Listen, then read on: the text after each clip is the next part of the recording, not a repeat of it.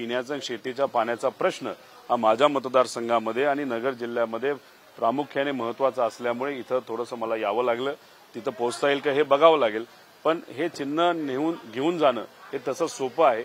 WhatsApp social मीडियाचा वापर हा मोठ्या प्रमाणात केला जाईल। तसंच सामान्य लोकही महाराष्ट्रातली आतुर होते साहेबांना कुठलं चिन्ह मिळतंय आणि साहेबांना जे तुतारी चिन्ह मिळालेलं आहे ते एक संघर्षाची भूमिका तिथं सांगणारं चिन्ह आहे आणि ते चिन्ह मिळाल्यानंतर लोकांमध्ये आनंद आहे।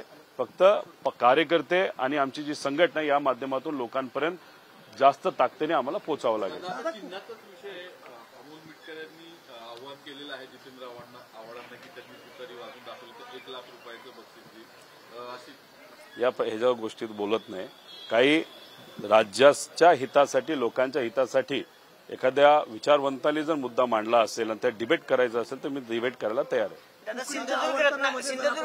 तर जुन्नरकरांचा विरोध होताना एकंदरीत पाहायला मिळतो। जुन्नरमधील जनता असेल, आंबेगावमधील जनता असेल ती या आवर्तनाला विरोध करताना एकीकडे दिसून येते।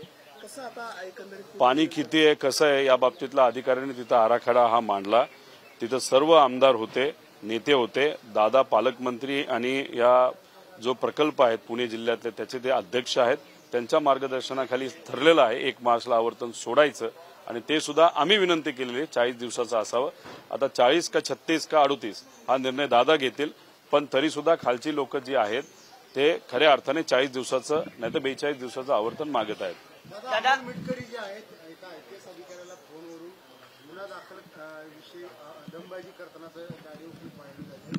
पोलीसचे आयपीएस अधिकारी बच्चन सिंग आणि यांना ते विनाकारण वाद घालताना फोनवरून एक तर ज्या व्यक्तीबद्दल तुम्ही प्रश्न विचारत आहात त्यांच्याबद्दल जेवढं कमी बोलाल तेवढं चांगलं आहे, पण एक सांगतो या महाराष्ट्रामध्ये जे काही लाभार्थी आहेत नाहीतर ज्याला आपण मलिदा गँग म्हणतो नाहीतर जे काही असे पदाधिकारी आहेत त्यांना असं वाटतं की सत्तेत ते आहेत म्हणजे ते हिरो झालेत, ते सगळे बॉस झालेत, अधिकाऱ्याला नीट बोललं जात नाही, अधिकाऱ्यांचं निलंबन केलं जातं, सामान्य लोकांचे मुद्दे सामान्य लोक जेव्हा साहेबांच्या बाजूने बोलतात नोकरीवरनं काढलं जातं, त्यांचा आवाज दाबला जातो, धमकी दिली जाते।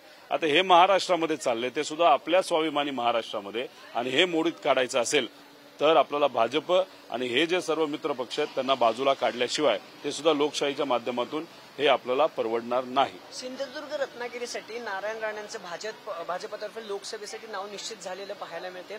अनेक नेते आहेत ज्यांचं आता नाव हळूहळू निश्चित होते। दादा कसं बघताय सगळ्याकडे, कारण आव्हान असणार आहे मोठं तुमच्या सगळ्यांसमोर? 100% आव्हान असणार आहे, कारण का बीजेपी आणि मित्र पक्षाकडे आपण जर बघितलं तर आर्थिक ताकद खूप मोठी आहे, पैसा कुठून येतो हा आपल्याला बघावं लागेल।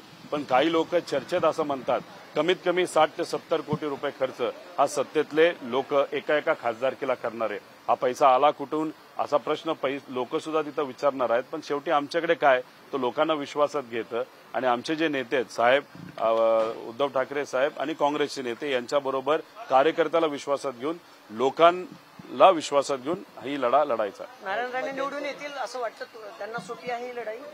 बघा, नारायण राणे साहेब मोठे नेते आहेत, ते त्यांच्या मतदारसंघामध्ये त्यांनी काय काम केलंय तिथं गेल्याशिवाय आपल्याला कळणार नाही।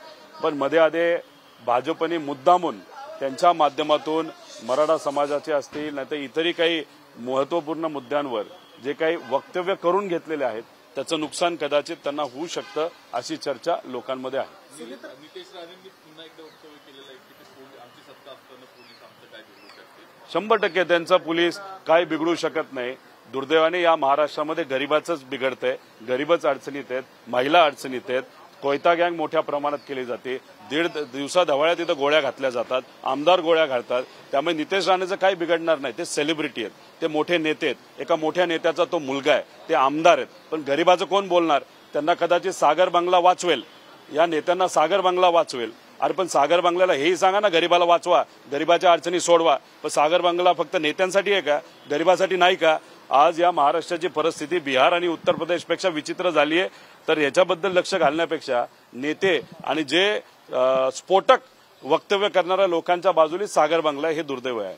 दादा, महाविकास आघाडीचा मेळावा जो आहे तो पुण्यात होते, सगळे बडे नेते आपल्या मेळाव्याला उपस्थित राहणार, काँग्रेस भवनमध्ये मेळावा पार पडतोय, पुणे लोकसभेची तयारी महाविकास आघाडीतून सुरू झाली असं समजायचं का?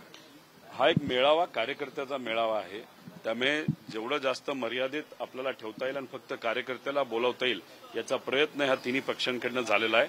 नक्कीच सभेला प्रतिसाद चांगला येईल, तिथं मोठे नेते येतील आणि आपापलं भाषण तिथं करतील आणि येणाऱ्या लोकसभेसाठी त्याची मदत नक्कीच होईल.